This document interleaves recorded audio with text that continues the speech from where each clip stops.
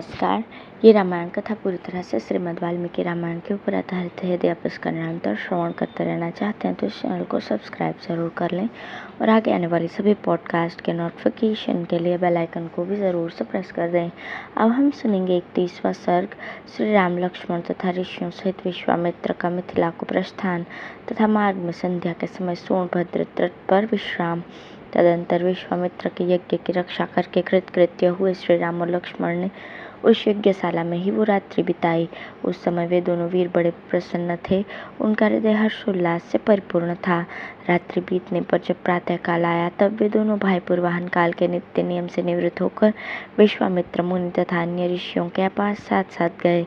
वहां जाकर उन्होंने प्रज्वलित अग्नि के समान तेजस्वी मुनि श्रेष्ठ विश्वामित्र को प्रणाम किया और मधुर भाषा में ये परम उदार वचन कहा। मुनि प्रवर, हम दोनों किंकर आपकी सेवा में उपस्थित हैं। मुनि श्रेष्ठ, आज्ञा दीजिए, हम क्या सेवा करें। उन दोनों के ऐसा कहने पर वे सभी महर्षि विश्वामित्र को आगे करके श्री रामचंद्र जी से बोले, नरश्रेष्ठ, मिथिला के राजा जनक का परम धर्ममय यज्ञ प्रारंभ होने वाला है। उसमें हम सब लोग जाएंगे। पुरुषी, तुम्हें भी हमारे साथ वहाँ चलना है। वहाँ एक बड़ा ही अद्भुत धनुष रत्न है, तुम्हें उसे देखना चाहिए। पहले कभी यज्ञ में पधारे हुए देवताओं ने जनक के किसी पूर्व पुरुष को यह धनुष दिया था। वो कितना प्रबल और भारी है, इसका कोई मापतोल नहीं है।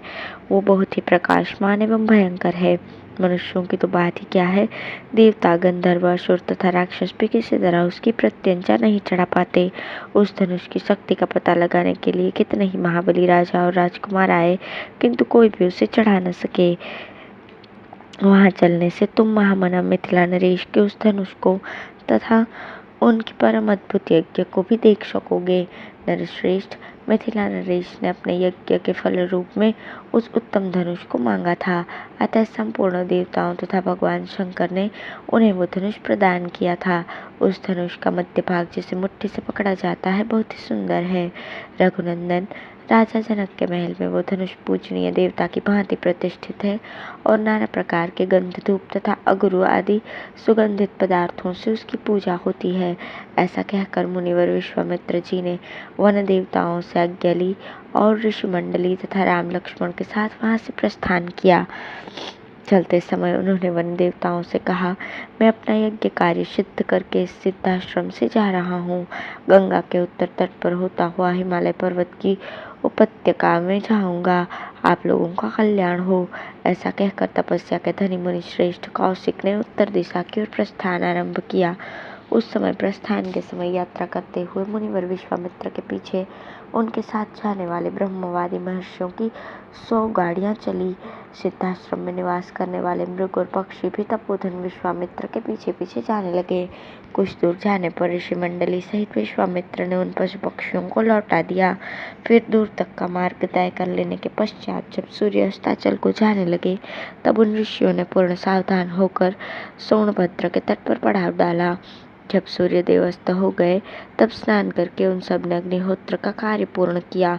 इसके पश्चात वे सभी अमित तेजस्वी ऋषि मुनिवर विश्वामित्र को आगे करके बैठे। फिर लक्ष्मण सहित श्री राम भी उन ऋषियों का आदर करते हुए बुद्धिमान विश्वामित्र जी के सामने बैठ गए। तत्पश्चात महातेजस्वी श्री राम ने तपस्या के धनी मुनि श्रेष्ठ विश्वामित्र से कौतूहल पूर्वक पूछा, भगवान, ये हरे भरे समृद्धिशाली वन से सुशोभित देश कौन सा है? मैं इसका परिचय सुनना चाहता हूँ। आपका कल्याण हो। आप मुझे ठीक ठीक इसका रहस्य बताइए। श्री रामचंद्र जी के इस प्रश्न से प्रेरित होकर उत्तम व्रत का पालन करने वाले महातपस्वी विश्वामित्र ने ऋषि मंडली के बीच उस देश का पूर्ण रूप से परिचय देना प्रारंभ किया। अब है 32वां सर्ग। ब्रह्मपुत्र कुश के 4 पुत्रों का वर्णन। सोनभद्र तटवर्ती प्रदेश को वसु की भूमि बताना। कुशनाभ की 100 कन्याओं का वायु के कोप से कुब्जा होना। विश्वामित्र जी कहते हैं, श्री राम पूर्व काल में कुश नाम से प्रसिद्ध एक महातपस्वी राजा हो गए हैं। वे साक्षात ब्रह्मा जी के पुत्र थे। उनका प्रत्येक व्रत एवं संकल्प बिना किसी क्लेश या कठिनाई के ही पूर्ण होता था। वे धर्म के ज्ञाता, सत्पुरुषों का आदर करने वाले और महान थे। उत्तम कुल में उत्पन्न विदर्भ देश की राजकुमारी उनकी पत्नी थी। उसके गर्भ से उन महात्मा नरेश ने 4 पुत्र उत्पन्न किए जो उन्हीं के समान थे। उनके नाम इस प्रकार हैं, कुशाम, कुशनाभ, असुर रजस तथा वसु ये सब के सब तेजस्वी तथा महान उत्साही थे। राजा कृष्ण ने प्रजा रक्षण रूप क्षत्रिय धर्म के पालन की इच्छा से अपने उन धर्मिष्ठ तथा सत्यवादी पुत्रों से कहा, पुत्रों, प्रजा का पालन करो, इससे तुम्हें धर्म का पूरा पूरा फल प्राप्त होगा। अपने पिता महाराज कुश की ये बात सुनकर उन चारों लोक शिरोमणि नरश्रेष्ठ राजकुमारों ने उस समय अपने अपने लिए पृथक पृथक नगर निर्माण कराया। महातेजस्वी कुशाम्ब ने कौशाम्बीपुरी बसाई, जिसे हम कौसम के नाम से भी जानते हैं। धर्मात्मा कुशनाभ ने महोदय नाम का नगर निर्माण कराया। परम बुद्धिमान असुरतरजस ने धर्मारण्य नामक एक श्रेष्ठ नगर बसाया तथा राजा वसु ने गिरिव्रज नामक नगर की स्थापना की। महात्मा वसु की ये गिरिव्रज नामक राजधानी वसुमती के नाम से प्रसिद्ध हुई। इसके चारों ओर ये 5 श्रेष्ठ पर्वत सुशोभित होते हैं। ये रमणीय सोन नदी दक्षिण पश्चिम की ओर से बहती हुई मगध देश में आई है, इसलिए यहाँ सुमागधी नाम से विख्यात हुई है। ये इन 5 श्रेष्ठ पर्वतों के बीच में माला की भांति सुशोभित हो रही है। श्री राम, इस प्रकार मागधी नाम से प्रसिद्ध हुई ये सोन नदी पूर्वोक्त महात्मा वसु से संबंध रखती है।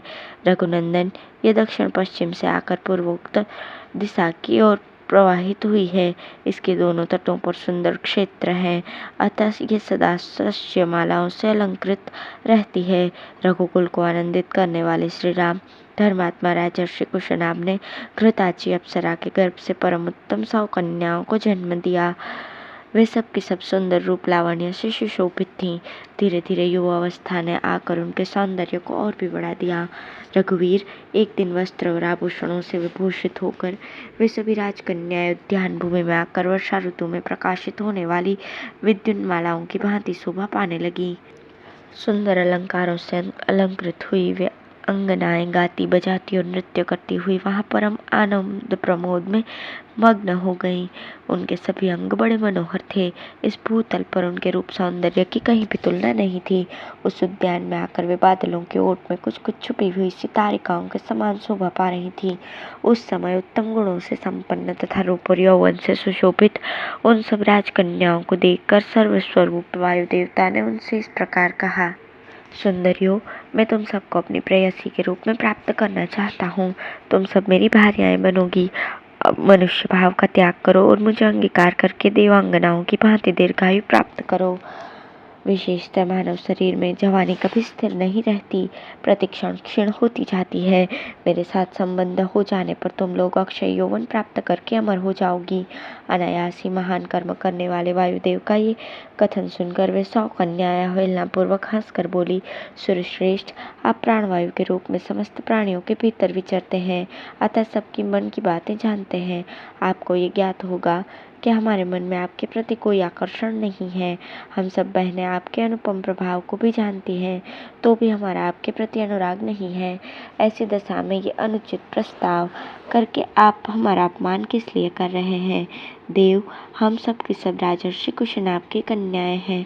देवता होने पर भी आपको श्राप देकर वायुपथ से भ्रष्ट कर सकती हैं, किंतु ऐसा करना नहीं चाहती, क्योंकि हम सब अपने तप को सुरक्षित रखती हैं। दुर्मते, वो समय कभी न आए जबकि हम अपने सत्यवादी पिता की अवहेलना करके कामवश अत्यंत अधर्मपूर्वक स्वयं ही वर ढूंढने लगे।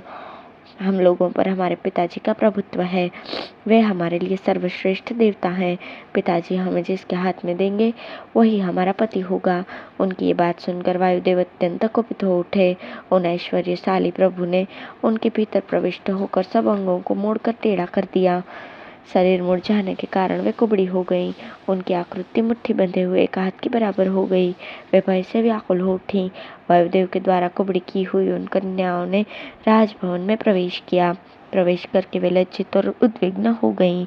उनके नेत्रों से आंसुओं की धाराएं बहने लगीं। अपनी परम सुंदरी प्यारी पुत्रियों को कुब्जता के कारण अत्यंत दयनीय दशा में पड़ी देख राजा कुशनाभ घबरा गए और इस प्रकार बोले, पुत्रियों, ये क्या हुआ, बताओ। कौन प्राणी धर्म की अवहेलना करता है? किसने तुम्हें कुबड़ी बना दिया, जिसने तुम तड़प रही हो किंतु कुछ बताती नहीं हो? यूं कहकर राजा ने लंबी श्वास खींची और उनका उत्तर सुनने के लिए वे सावधान होकर बैठ गए। इस प्रकार श्री वाल्मीकि निर्मित आर्ष रामायण आदि काव्य के बालकांड में 32वां सर्ग पूर्ण हुआ। धन्यवाद।